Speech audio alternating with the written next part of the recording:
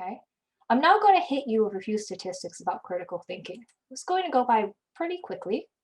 One is, as I'm sure most people in this room agree, most people think that critical thinking is important. So this is a survey that they took from parents of children, all ages.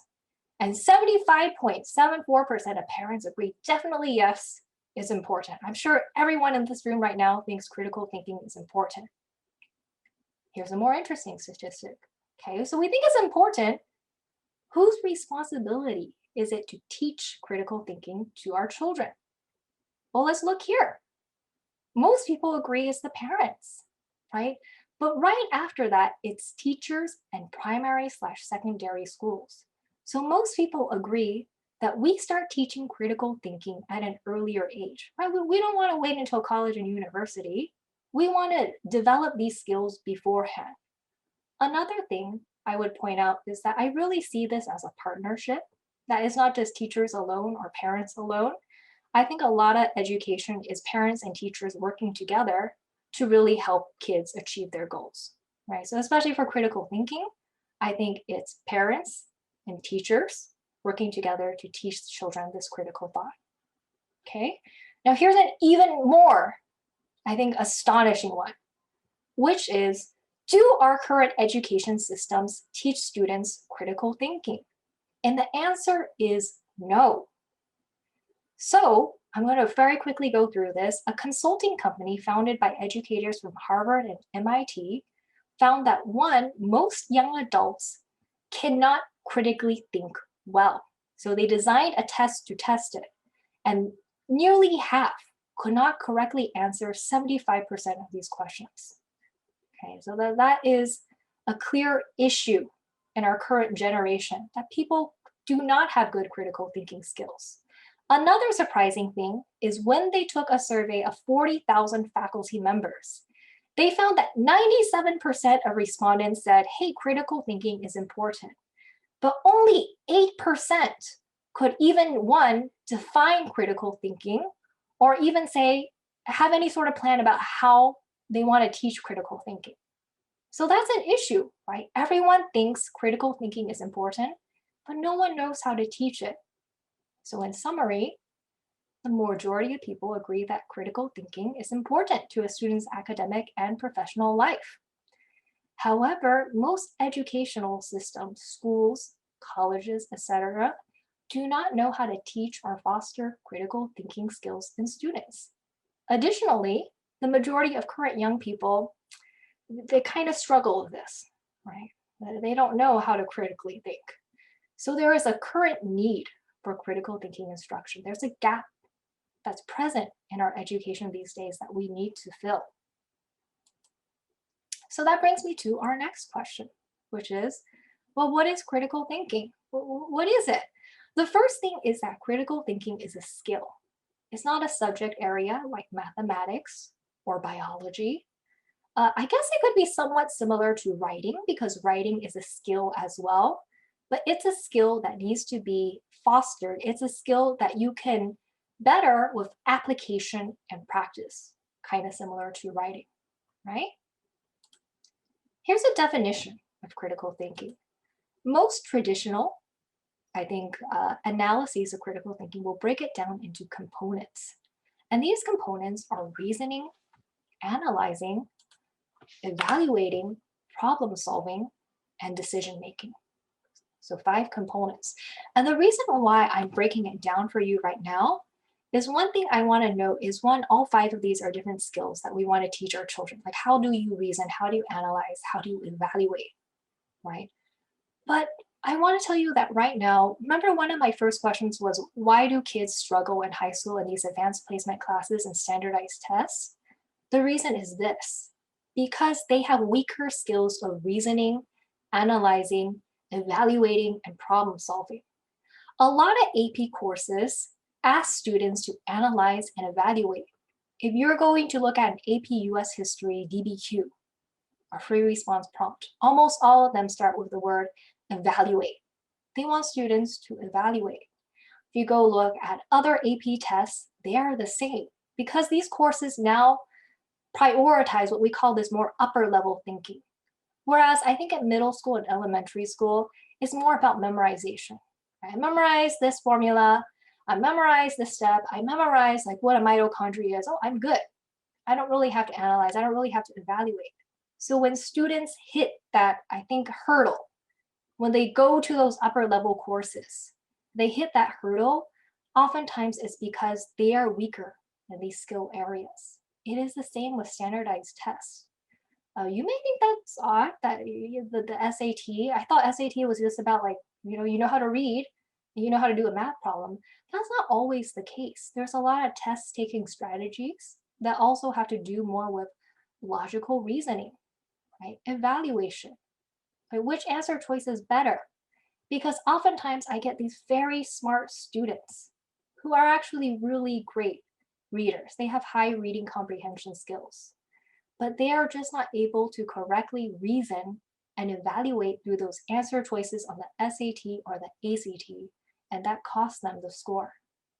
So it's really because of these skill areas that we have not developed sufficiently in our kids from a younger age that I think causes them more of that intellectual struggle in the future. Here's a chart that compares critical thinkers with uncritical thinkers. I'm not going to go into this in detail, but if you want to take the time and skim through it, I think you'll realize one thing, which is the people who are critical thinkers essentially fit that profile of the intangibles that colleges are looking for, right? They're intellectually passionate. They welcome criticism. They think independently. They have curiosity. So part of how we want to nurture our kids' abilities to be that authentic and character-driven person, to be that intellectual, curious person, is I think we need to encourage them to think critically from a young age, right? We don't want them to just accept information blindly, etc. We want them to be able to be curious, to be creative. Okay, so part of the reason of, why do colleges reject all these really, uh, numerically strong students? I think honestly, it's because maybe their profile doesn't sufficiently demonstrate that intellectual maturity, that social maturity that you get from nurturing critical thought and intellectual drive from a younger age. Okay, so that's critical thinking, what it is. What about our class design and material? So I told you part of the issue is that people don't know how to teach this. They have no idea, they have no plan. Well, we do have a plan. One thing I want to show you guys is some of the material that we offer in our classes. And then later on, I'm going to take you very quickly through a bigger picture of the class design. One is we have this 4-step process in place. We want to study, contextualize, synthesize, and apply. Study is very, I think, self-explanatory. You try to learn any skill, you have to do some sort of studying behind it. You might even need to learn some theory. You need some content review. Now, what does contextualize mean? Contextualize means I need to put that skill in the correct context. Okay, when do I use this skill? Where is it best applied? In what situations? Or why is this skill even important? Because if you don't give children the context, oftentimes they don't understand the significance. And if they don't understand the significance, they won't value it and they won't try to, better that skill. The third one is synthesize. Synthesize just means to combine. A lot of those skills I went through, like reasoning, analysis, evaluation, we don't use these skills alone or in isolation, right? We have to teach kids to be able to use skills together. So in some of our upper level courses, our aim is to get them to combine, right? To know, okay, I want to solve this problem. Do I evaluate this? Then I analyze that. I need to start combining the material I've learned together. I need to learn how to draw connections. And then the fourth one is just apply, right? I think as the saying goes, you give a man a fish, he's not hungry for the day. But if you teach him how to fish, then he's not hungry for the rest of his life, right? So we want to teach them how to apply these skills. Our classes are very interactive and application oriented because I really think that's the best way to learn something. especially a skill like critical thinking. For instance, you wouldn't, if you were trying to teach your child how to play the piano, you can't just give him books and like, hey, read this about the piano all the time, right? He needs to practice, he needs to apply, he needs to learn it for himself. Same thing with critical thinking. I have here some sample problems from book material we use. So our classes have a partnership with a book company that specially designs material for critical thinking. And I've gone through all this material and I think it's pretty great. One thing I like about it is that they're fun. Right. I think sometimes a challenge is just how to engage students so that they want to learn about these things. If you go through the case scenarios here, you'll realize that a lot of them are structured like mysteries. It's engaging for students. They like doing these problems. And when students like doing something, they're more likely to actually complete their assignments and to assimilate and integrate the information. So these are just some, again, some word problems that we can go through. Right, this is an example of the questions we go through. If we were to go over this in a class, it would be interactive. We would work through it as a group. Here's another example. I really like these as well. Right, so this is one that's testing process of elimination and evaluation. And again, I just very much like how they're structured and that it's almost like a murder mystery. I think most students really actually enjoy doing these activities. They find it a lot of fun. I also, as a teacher, I believe in using different mediums when I teach. So sometimes I will show my students videos or images because as we know, students learn different ways, right? Some students are visual learners.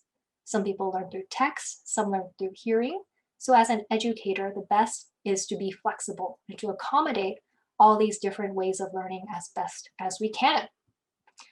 I'm going to briefly show you some material that I have here. I'm not going to go over this in super detail because this will be the basis of our trial class, which will be next weekend. So if you want to know more detail about this information, I heavily encourage that you attend the trial class. But mainly, our classes revolve around skills. So we always do a skill check, and then we try to apply it. So I'm going to speed through these slides, but essentially we do some content review. For instance, if this class is on evaluation, we're trying to teach kids how to evaluate information. It's more difficult than it sounds because oftentimes in articles, you have things that kind of straddle the line between objectivity and subjectivity. And the key isn't to tell students, oh, this is 100% a fact or an opinion, but it's to be able to teach them how they can make those judgments themselves. Okay? So I'm going to move past this, but this is an example of some of our application activity, right? One thing I believe in, again, is just working through problems together interactively. So as a class, we would fill out this fact versus opinion table. We would ask students to share their reasons because they've actually done studies on this. And the study is that students learn more from each other and each other's participation than they do from a teacher just lecturing them. Right? So it's very helpful when you have students give their own opinions and their own explanations to their peers because they find their peers listen more. The teacher is mainly there as an intermediary, as someone who's managing the discussion. So this would be something we complete as a class. And the goal, again, isn't to tell them exactly like this is 100% fact versus opinion, is again to get them to think. Like what falls in this gray area? How do you justify your conclusions? Right? How do I reason through this? I want everyone to be able to make that logical conclusion and to explain it. And that's really the skill that we're fostering here, that thought process. Okay. Now I want to briefly move over to what the bigger picture is. Because well, so far we are only offering one class, but this class is part of a series of classes. I do want to give you guys a bit more information about the class itself. One thing I want to note is that all our classes are goal-oriented. We don't go into these classes blindly without an idea of what we want the students to learn. We absolutely make sure that we have these goals/objectives beforehand that we want students to hit. So for the class that is being offered in February, these are the 5 learning objectives. It's about logical inference, evaluation, textual relationships. This is also part of the syllabus. And you'll notice that a lot of our homework is really just these application assignments where we ask students to apply what they learn in class in very diverse activities. Because again, this isn't like a traditional math class or a reading class, it's a critical thinking class. So in order to foster thought, we design a variety of activities that should be able to assess and really just reinforce what students learn in class.